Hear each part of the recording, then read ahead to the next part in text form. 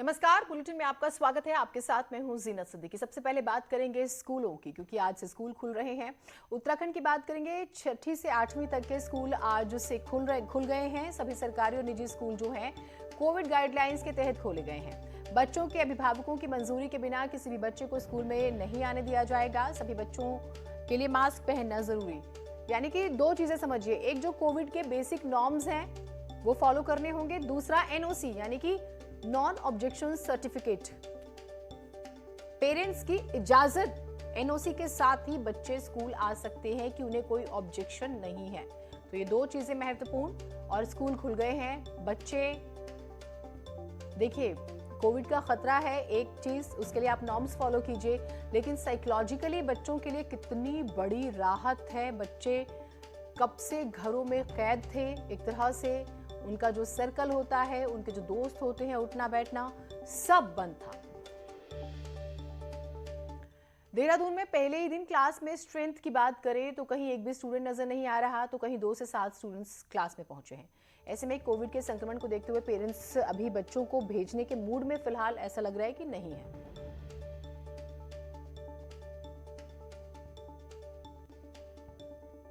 आज से class 6 to 8 school भी खुल गए हैं, और स्कूल्स में अगर हम स्ट्रेंथ की बात करें तो कुछ क्लासेस में 1-2 स्टूडेंट्स, तो कुछ में आप देख सकते हैं कि बच्चे की जो स्ट्रेंथ है वो 10 के आसपास नज़र आ रही है। इसी तरीके से हर स्कूल्स में देखने को मिल रहा है, जहाँ पर बच्चों की स्ट्रेंथ पहले दिन यहाँ पर कम ही नज़र आ रही है। कुछ क्लासेस में एक भी बच्चा हालांकि नहीं आया हुआ है।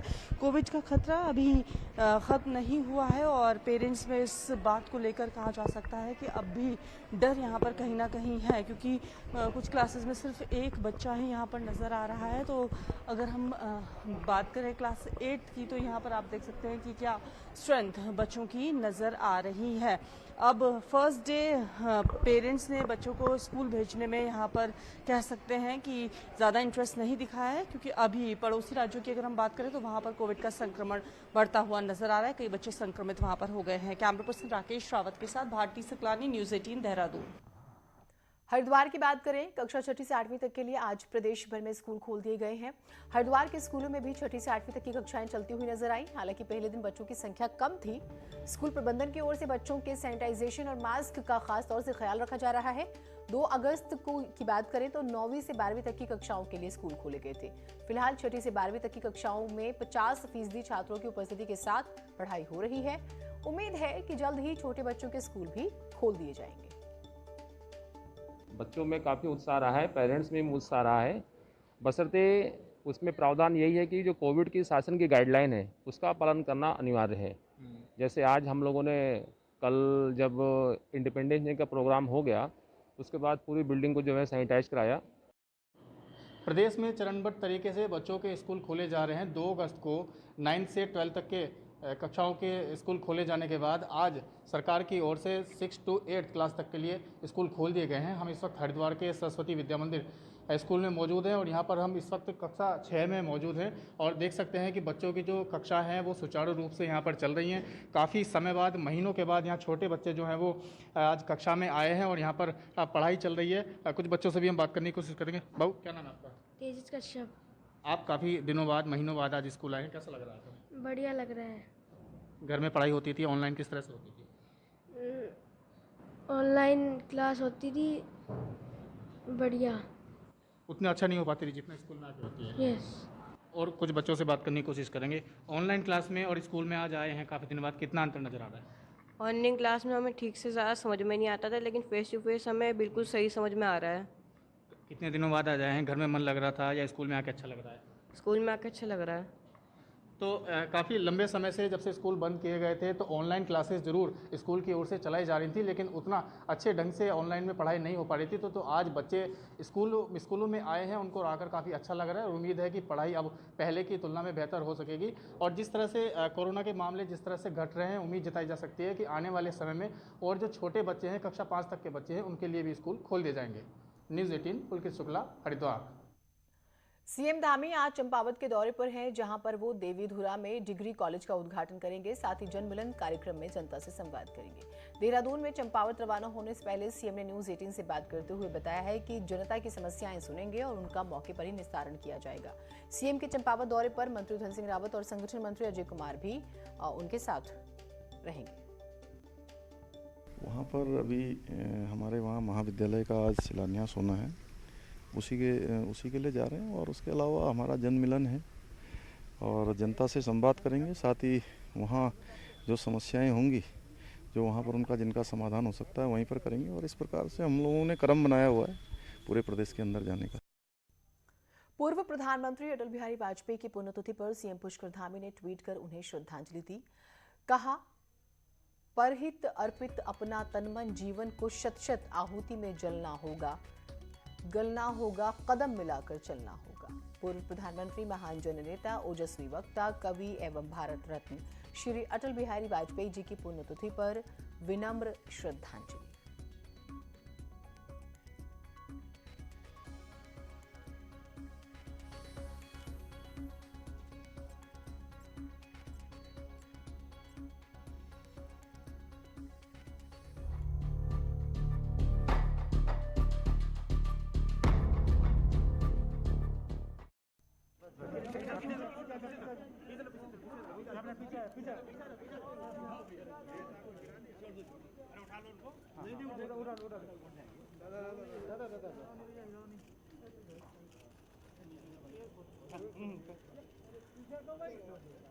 हो गया सर, थैंक यू। बढ़िया बढ़िया, बस जाने दो जाने दो।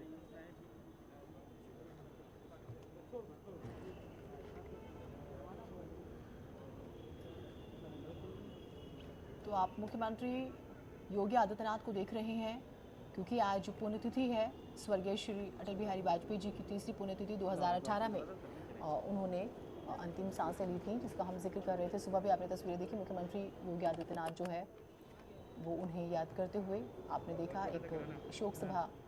और ये तस्वीरें हमारे पास लखनऊ से आ रही हैं। और लखनऊ में आप जानते हैं, लखनऊ से वाजपेयी जी ने कई बार चुनाव लड़ा, एक पुराना रिश्ता। और लखनऊ में भी, यानी कि देश के कोने कोने में बीजेपी के तमाम कार्यकर्ता, बड़े नेता, छोटे नेता हों, कार्यकर्ता हों, सब माल्यार्पण करने पहुंचे। उनके साथ पूरी कैबिनेट थी, तमाम मंत्री और विधायक इस कार्यक्रम में मौजूद थे। और चूंकि अटल बिहारी वाजपेयी का लखनऊ से बहुत गहरा नाता रहा है, उनकी ये कर्म भूमि रही है, लिहाजा आज उनकी जयंती के जयंती निकल गया फिर से। तो पुण्यतिथि अटल जी की, और माल्यार्पण जो है उनकी प्रतिमा पर करने के लिए देखिए तमाम जो नेता थे स्थानीय, और मुख्यमंत्री योगी आदित्यनाथ हम जिसका जिक्र कर रहे हैं। और लखनऊ से उनके नाता का जिक्र हुआ, और उन्होंने कई चुनाव लखनऊ से लड़े हैं, जिसका हम जिक्र भी कर रहे थे। सुबह भी हमने आपको इस बारे में जानकारी दी कि लखनऊ से उन्होंने कई चुनाव लड़े और बड़ा लंबा सफ़र उनकी राजनीति का रहा उत्तर प्रदेश से।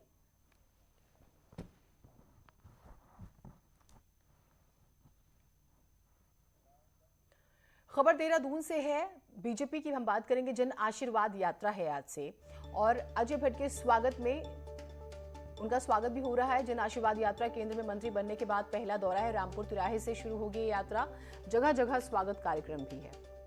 तो कई केंद्रीय मंत्रियों को जिम्मेदारी दी गई है, अपने अपने क्षेत्रों में जाइए, जनता को बताइए कि सरकार ने क्या क्या काम किए हैं, चाहे वो प्रदेश स्तर पर हो या फिर केंद्र के स्तर पर, और आशीर्वाद लीजिए। जन आशीर्वाद यात्रा, और आशीर्वाद का मतलब सत्ता में वापसी। सुनील नवप्रभात हमारे साथ, हमारे सहयोगी जुड़े हुए हैं। सुनील, इस पूरे कार्यक्रम के बारे में बताइएगा आज का। और सबसे बड़ी बात तो यही कि स्टेट हो या सेंटर हो, क्या काम किए गए हैं वो जनता को बताइए, और आशीर्वाद मतलब वापस आपको सत्ता मिले।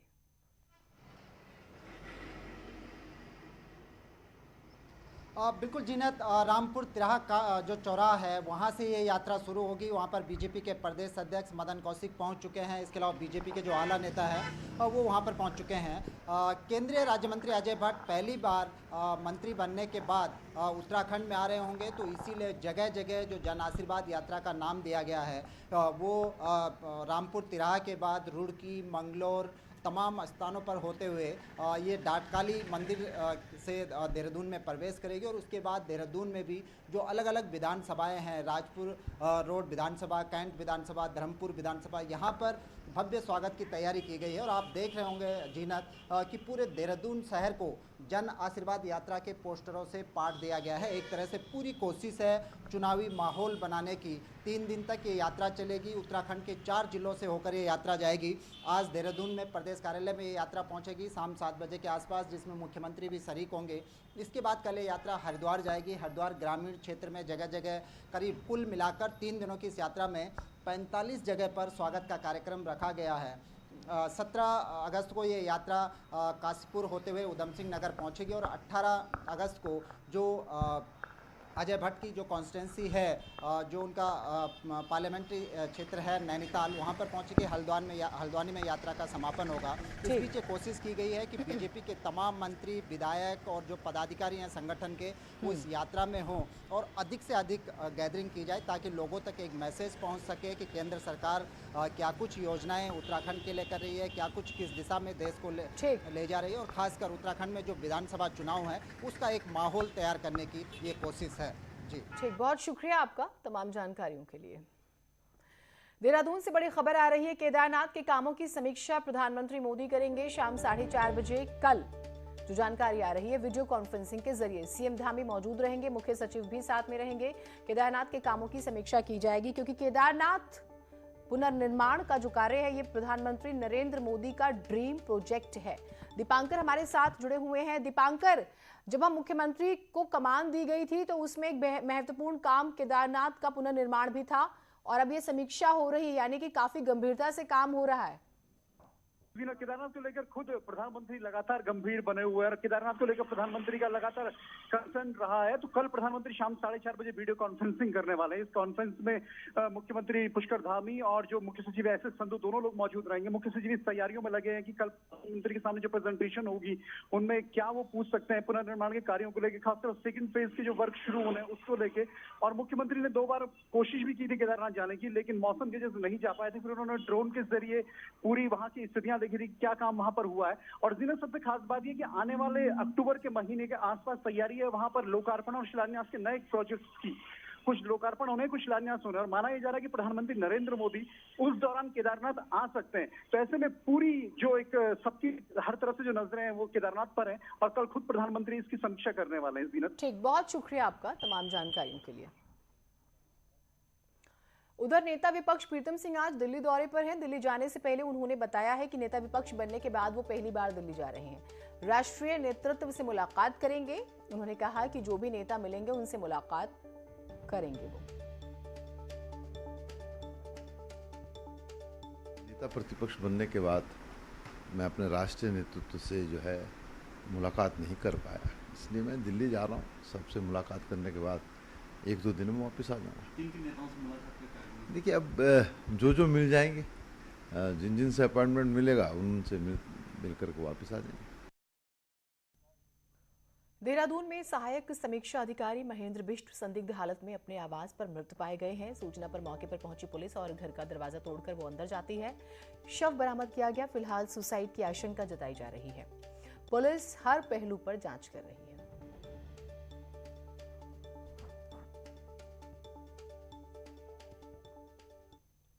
सिविल अस्पताल रुड़की में जल्द ही मरीजों को बिजली कटौती से निजात मिलने वाली है। साथ ही अस्पताल प्रबंधन को भी भारी भरकम बिजली के बिल से छुटकारा मिलने जा रहा है। उरेडा के सिविल अस्पताल की छत पर सोलर प्लांट लगने जा रहा है, जिसका जल्द ही सर्वे किया जाएगा। सीएमएस के मुताबिक 14,000 वर्ग मीटर में 200 किलोवाट का सोलर प्लांट लगेगा, जिससे पूरे अस्पताल को बिजली मिलेगी। करीबन 14,000 स्क्वायर फुट के अंदर 200 किलोवाट का हमारा प्लांट बन के लग के तैयार हो जाएगा। तो हमारी सारी ज़रूरतें अस्पताल की वो बिजली की पूर्ण हो जाएंगी और जो हमें बिल्कुल मुफ्त में पड़ेंगी। टिहरी झील मेगा प्रोजेक्ट को लेकर बोट कारोबारियों ने सवाल उठाए हैं और अधिकारियों पर मनमानी के आरोप लगाए।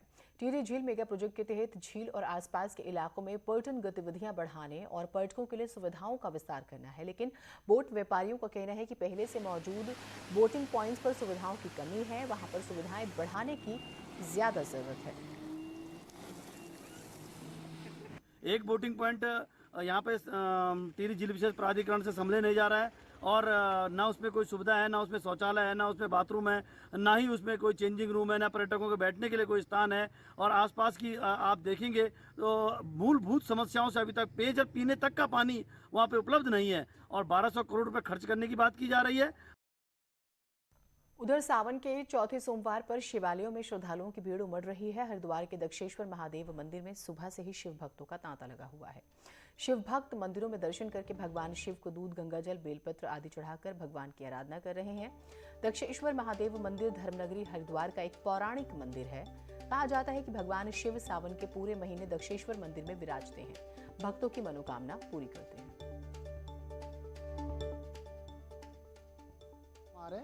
और आज सुबह 7 बजे लाने में लगे हुए हम, बहुत देव नंबर आया है, लेकिन लोग बाग बहुत से ऐसे हैं कि जो शुरू से वहीं लाइन में लग जाते हैं। लास्ट सोमवार है तो आज हम लोग अपने जो ना श्रद्धा के साथ भगवान भोलेनाथ को प्रसन्न करने के लिए आए हैं, जल चढ़ाने के लिए आए हैं, तो इसलिए इसकी बहुत महत्ता है सावन मास में। ऋषिकेश में शिव मंदिरों में भक्त शिव का जलाभिषेक कर रहे हैं। नीलकंठ महादेव मंदिर, चंद्रेश्वर महादेव और वीरभद्र महादेव मंदिर की बात करें, भक्त भगवान शिव के दर्शन कर रहे हैं, उनका जलाभिषेक कर रहे हैं क्योंकि विशेष महत्व होता है। कथाएं ये कहती है कि समुद्र मंथन में निकले विष को शिव ने अपने कंठ में धारण किया था। उसके ताप को शांत करने के लिए शिवलिंग पर जलाभिषेक किया जाता है। कंठ पर गरल विराजमान है, उस गरल के उस विष के ताप को शमन करने के लिए जल का ही निरंतर शिवस्य जलधारा प्रियम, निरंतर ही जल की धारा शिव पे चढ़नी चाहिए, उसी से उनका ताप शमन रहता है, शांत रहता है। चलें एक छोटा सा ब्रेक ले रहे हैं, कहीं मत जाइएगा।